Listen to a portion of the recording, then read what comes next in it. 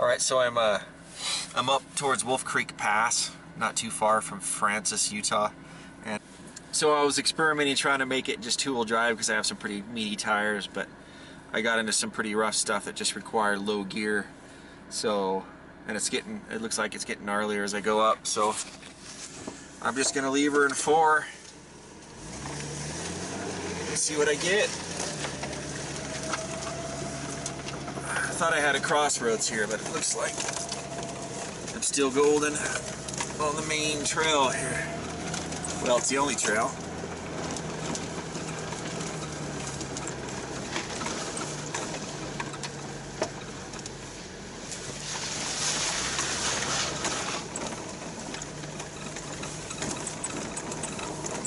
What's this? Oh, look at that. So I've come to this little mud hole. Actually, it looks like there's runoff.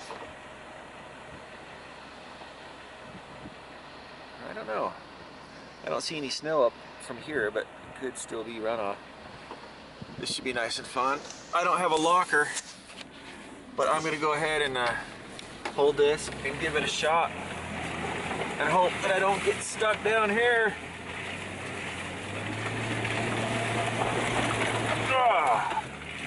Woo! I wouldn't have made that in my Subaru. Oh man, I don't think I got it on film, did I?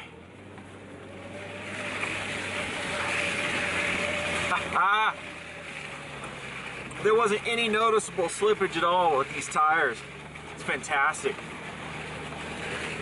All right, I gotta concentrate. All right, so I almost can't believe what I'm able to climb up with a Jeep Wrangler. There's no way my Subaru would have made this. I know it's kind of hard to tell how steep something is on a camera, but that's looking straight out, and that's what I came up. It's actually quite steep, and then the steepest part you can't see is, it must have been 15 degrees at least, if not more. I just about floored it, and it went up. I didn't get a whole lot of slipping, and I'm just truly amazed. I can only imagine what you could do with lockers, both front and rear, and I don't have either, but I guess good tires go a long ways. Alright, so I'm just going to go ahead and keep following this cut, is that what they call it? This cut through the trees up the mountain and see what I get. Alright, so I made it to the top of this hill without issue, knock on wood. I've never taken my Wrangler on something like this before. I'm pretty stoked.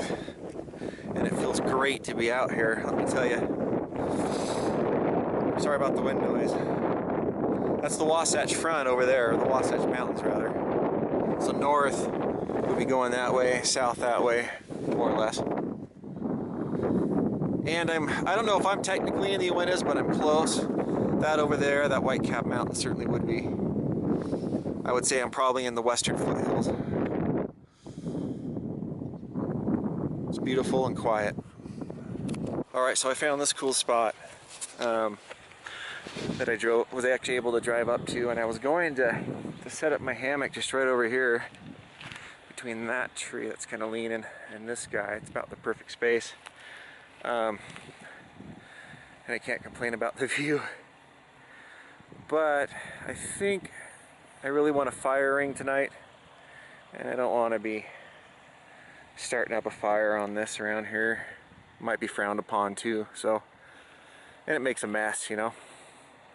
So I think I'm going to keep following the road down that way, and then there's a, I don't know if you guys can see it, but right down in there there's a big parking area, and it looks like a little four-wheel drive road going off of it, and there might be some fire rings around there, but I'll keep driving. It's only 2:30 in the afternoon, and I'm really in no hurry. I'm in no hurry. Alright, so this is what I'm looking at this end of this little forest road. And that's level about right there. And again, you're not going to be able to tell, but that is steep. I stopped there because it was getting real slimy. But the air's still pretty soaked, and I'm not concerned about this at the first part, not too much, but I see a creek that's really raging down there. And I might get down and not be able to get across, and then not be able to get back up. And I don't know the stability of that road. It actually gets pretty thin, so I'm not going to risk it. I'll just have to, whether I like it or not, I'm going to have to backtrack all the way back the other way, but that's all right because I'm also spotting. I don't know what's down by that stream. I see a dirt road going down to it, and then way over there, let's see, I see another large parking area. So yeah, I'll just have some fun going back. All right, so I'm down at this the round parking area that we were able to see from the top of the ridge.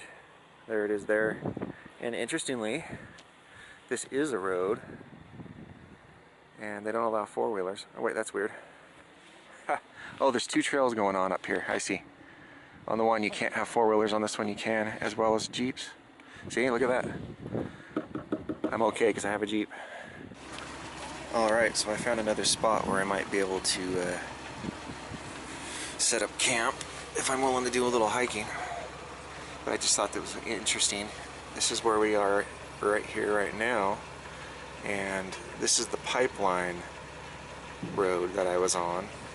So when I was looking down, I would have been looking down at probably right here at this area. And that's the other one that I noticed. And a moment ago, I was over here thinking about it. So I came back this way and was coming across here, and then this is where that steep section was with the creek at the bottom that I didn't want to take. But it looks promising. It's quite a few miles of trail. You can even, looks like loops around all the way around there. Lots of options, but I don't think what I'm looking for today.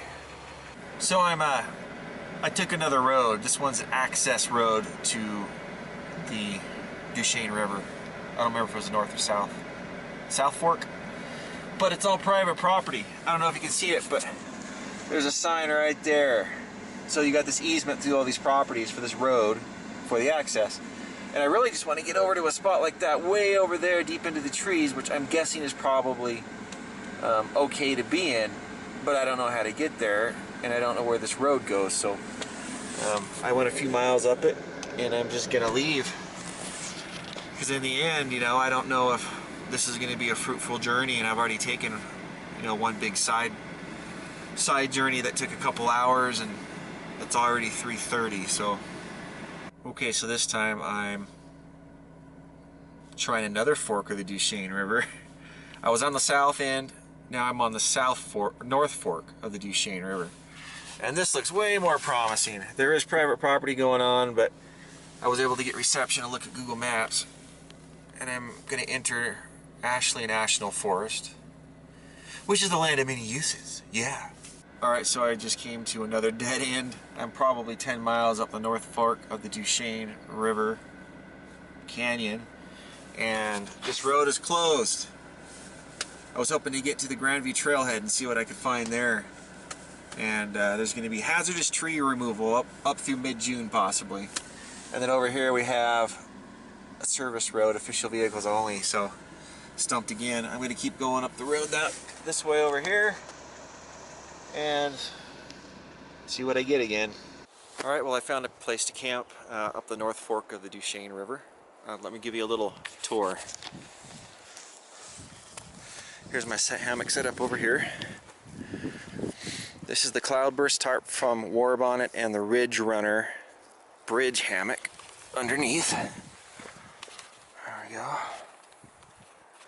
I have a Nemo insulated tensor pad in the pad sleeve of my hammock. And then for top insulation, I have a Hammock Gear Econ 10, which just came the other day in the mail. I'm pretty stoked about it. I should be quite warm tonight. And then I have an inflatable insulated pillow, which comes with me everywhere. It's nice and heavy, but it works really well. Let me give you a good view here. So I have the front here in what's called porch mode, so I can see more of what's going on around me and obviously see the view, at least somewhat. And then this side is pulled down on the back side, and then if it does start to rain, I already have my stakes all on the ground. I just have to remove the poles and tighten up the lines, and then I'll be battened down for any rain. So I'm still getting the hang of it. By the time I was done, I think I spent an hour on that. I was trying to get something else put on it, and I had everything all tangled up. But I'll get it all figured out in time. And over here, I have a very late lunch going. I'm using my Covia spider stove for the first time outside, you know, not at home. So this is kind of fun. And then I have some other stoves and another pot that I want to use, or a mug at least.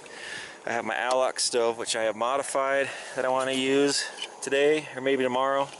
And then I also have my new Luxada, however you want to say it, titanium stove with the Evernew cross stand on it, which I think I'm probably going to just end up using on the Alloc stove, because these aren't very different in weight, and this one blooms 4 or 5 times as fast, so that might end up being my go-to stove. And then I also have a homemade version of kind of an oversized Zelf Starlight stove. This is out of a 2.5 or 2, what is it, 2 1/4 inch wide metal tin, and it's a little bit of a hack job, but it actually works really well, and it heats water right about as fast as my Alloc's, a stock Alloc stove. And the whole thing with the stand is half the weight of the Alloc's with the cross stand, so we'll see how that goes. And then I also have with me my Ollie Camp Space Saver mug and a Hot Lips. Just keeps you from burning your mouth when you're sipping on it. And that's from Snow Peak. And then I have one of the Four Dog Stoves titanium lids for it. And it's not a perfect fit with the Hot Lips on there, but it gets it close enough that it holds in the heat pretty well. And then I also need to try out my MSR Pocket Rocket 2 in the field for the first time, if you want to call this the field. So yeah, I'm looking forward to trying out my new stuff and just relaxing as much as I can. You know, I haven't been camping. Oh man, I haven't been camping this year, and that's just sad. It's the middle of May, but it's good to finally be out here, and I kind of feel like I earned it too, because I spent 4 or 5 hours looking for a spot. It's either private land, or it's covered in snow, or it's just really muddy, and I wanted to have a fire tonight, so it's good to be here and finally kind of chilling out with some food going, you know. Okay, so I'm having a second dinner because I effectively missed lunch. I had a late breakfast, and it took me a long time to get up here and get set up. So I had some Mountain House lasagna to start with, which I've had before, and it was just as good as it was last time. And I was pretty famished, so it was good. And I thought I would experiment with some ramen and some tuna. I could see something like shrimp ramen and tuna working, but I thought, well, I'll try this out. I like the chili ramen quite a bit. And normally I use a can of pork to mix with it, like if I'm out trucking or something and it's a tasty meal. Not the healthiest, but that's really good. So I'm trying out this jalapeno tuna, and I figure, well, if someone thinks that jalapeno goes pretty good with tuna, then maybe chili peppers will too, right? So hence the chili ramen. And I just finished it up, so this will be the first time, and I thought I would try it on camera. I don't know. See what we get here. It can't be that bad.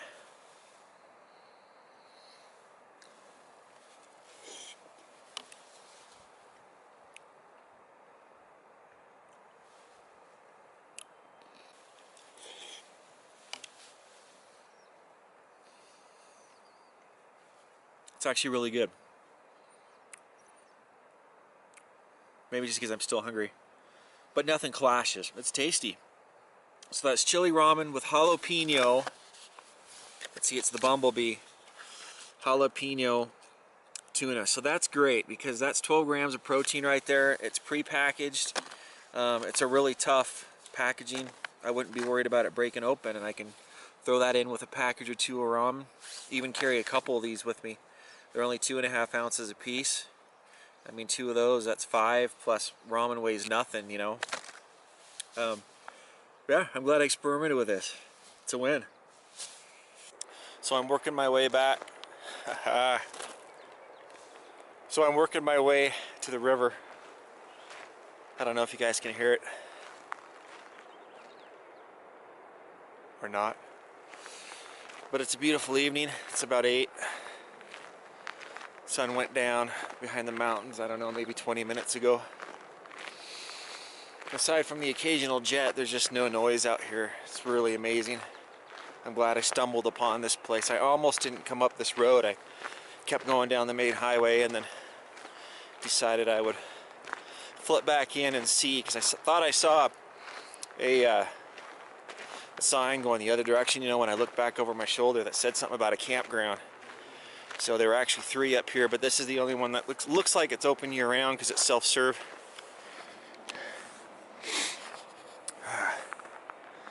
Beautiful area. Deep canyon, both pine trees and aspens all mixed in.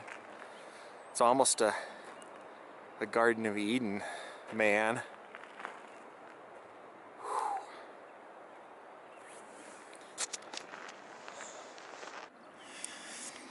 Well, just fired up my fire for the night. Get it? Fired up. This is only my second upside down fire. The last one, it took a little extra work once I thought I had it lit, but I think this one's going to be just fine. And of course it did help that I sprayed it down with some methanol. That's a nice thing about using alcohol stoves for cooking. I always have that ready. Alright, well, I'm just firing up my MSR Pocket Rocket 2 for the first time in the field. Gonna heat up some hot chocolate. Let's see how this goes. Excellent. There it is. And I'm using an Ollie Camp Space Saver mug with a 4-dog stove titanium lid and a Snow Peak Hot Lips. And then this windscreen is just one of those cheap ones off of Amazon.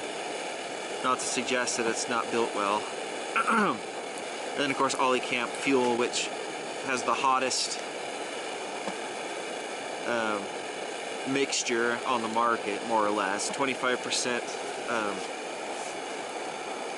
And I'm being geeky, aren't I? 25% propane and 75% isobutane, or thereabouts. It's good stuff, and it usually goes for about $1 cheaper than the top brands, and it all comes out of the same factory. It's the same bottle. You just have different mixtures and different wrappers.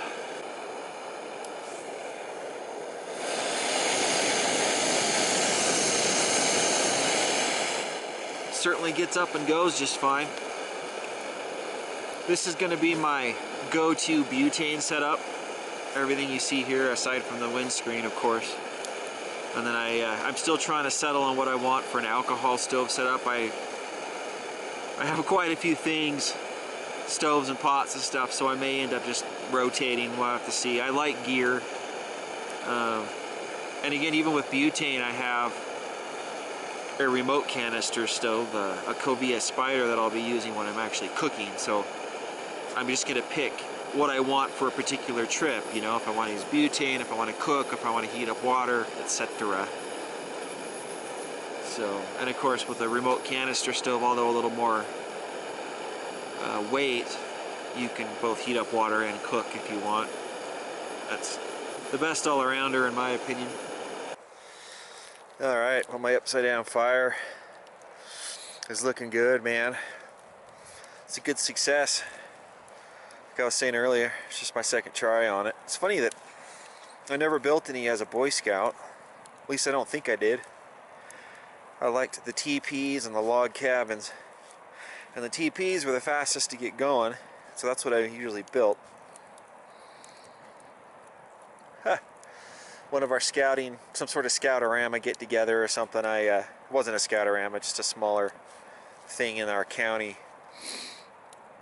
I was, I don't know if I was senior patrol leader then or patrol leader. I think I was patrol leader of the Dragon Patrol, and it was raining the whole weekend, man. It was fun though, and I won the fire starting contest where you had to burn a string that had been stringed across your fire pit, you know.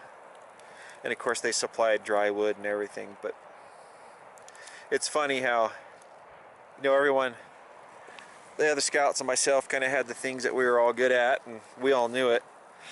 And so I didn't have to argue with anyone to be the one to be in that competition, you know.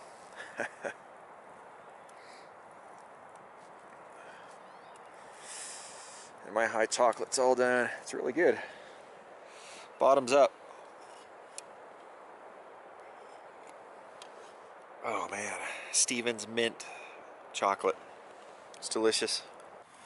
It's great to be sitting by the fire, crouching by the fire. I forgot a chair again.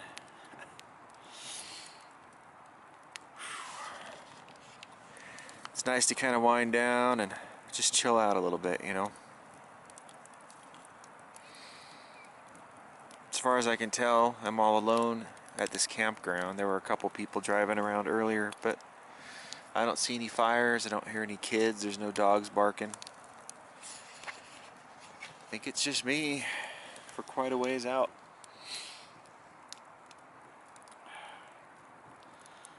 My thoughts and I.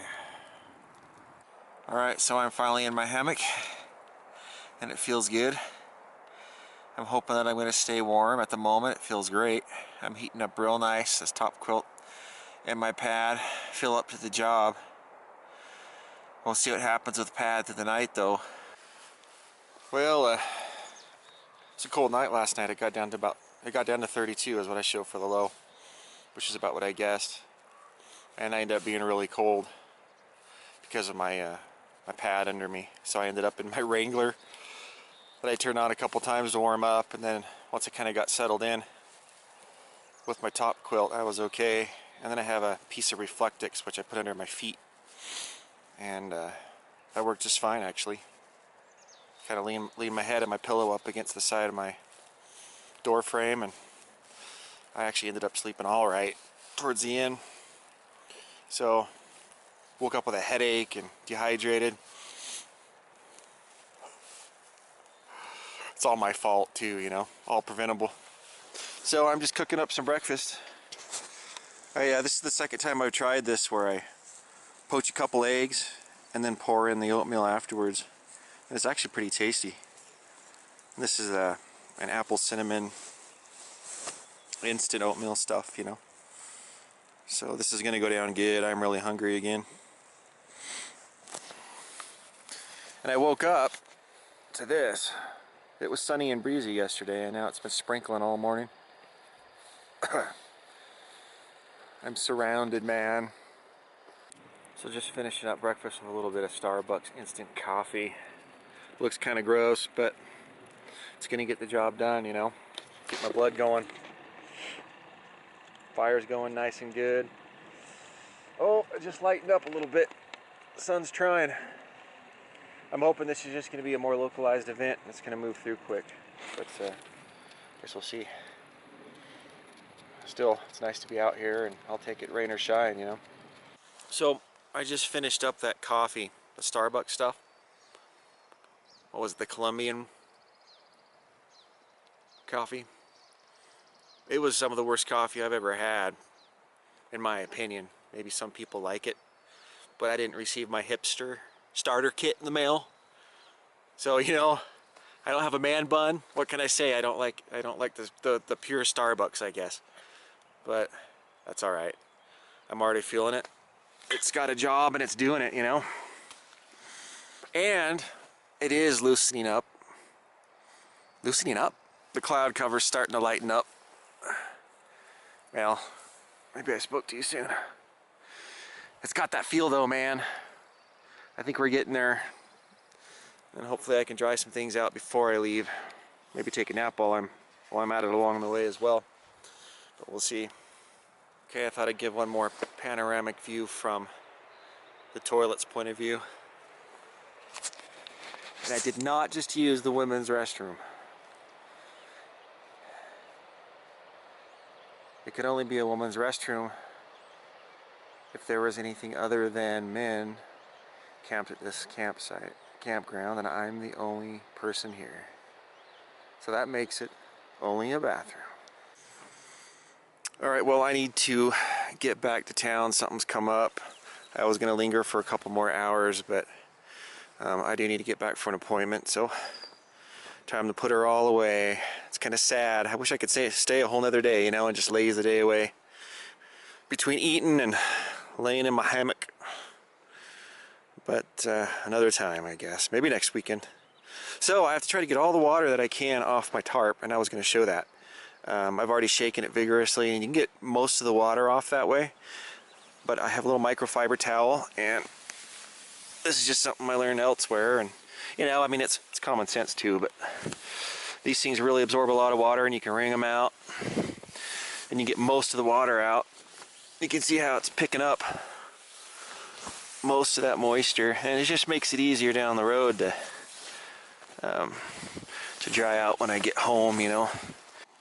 Okay, so I wanted to show you guys my Nemo Tensor insulated pad. This is the long, wide one, whatever it's called, 3 inches thick. It's pretty darn comfortable, and it helps flatten the lay from side to side in my hammock. But look, see that water? I don't know if you guys can see that, but that's we're looking at the yellow there is the top of the pad, and it's soaked. And if you can see, it looks like you can see that there's thin slate insulation along the surface, and that thin slate gets soaked from condensation because they have the heat above for my body. And so I'll be warm for an hour or two when I first get lay on the pad, whether it's on the ground or up in the air in my hammock, right? And then I start getting colder and colder and colder. And last night about 3 a.m. I couldn't stand it anymore, man. I hopped in my Jeep, warmed it up, and you know, brought my 10-degree top quilt in with me, and then I was fine. Put some Reflectix under my feet, you know, little piece that I had, and I was great all night. So it's a shame. This is like a $175 pad, and I think I bought it on sale for $130 or something. And for me, it's a $130 failure, and it's a real shame. I don't know if I'm doing something wrong. The last couple times I've used it, I tried to get as much of the moisture out as I can. That must be entering it from my breath, you know. But I live in a really dry climate in Utah, so it's got to just be my breath. So I'll when it's at home, I store it, air it up in a warm environment, let all the air out, roll it up at the last second, take it out with me, and it still didn't solve the problem. So I'm thinking it's just, again, it's got to be my breath. And it seems like it's just a design issue, you know. It really does. I don't see any way around it unless I'm blowing it up with an external pump, which I'm just not gonna do, because that's more weight when I'm backpacking, or it's also just a hassle. I just want to stick something in there, man, slide it into underneath my hammock and be done with it, you know. So I wonder if other people are having a problem. If any of you have one, and if you have found this, I'd be interested. Please share your experiences, you know. Well, I'm all loaded up and ready to go, reluctantly. It's always a little sad. I always feel a little melancholy when I finally put my shelter away, because that's when the truth sets in, you know. Your shelter is kind of your home, the home part of your campsite while you're here, and now it's all gone. But I had a good time. I'm glad I came up here. It's always worth it, you know. Sometimes I lose momentum before I come up camping, and then I don't go camping, you know, because I get home Friday night or Saturday morning. I'm tired. I know it's going to take hours between packing and getting up there, and I'm going to forget some stuff. But always when I come up, it's worth it, no matter how much time I spend, because I stop thinking about how much time I put into it or money, and I just enjoy the moment, you know. So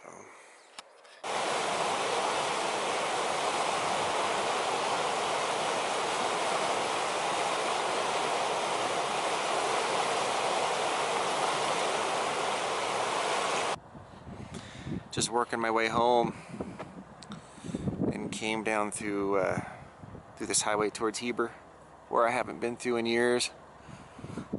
This is the Jordanelle Dam, Jordanelle Reservoir Overlook.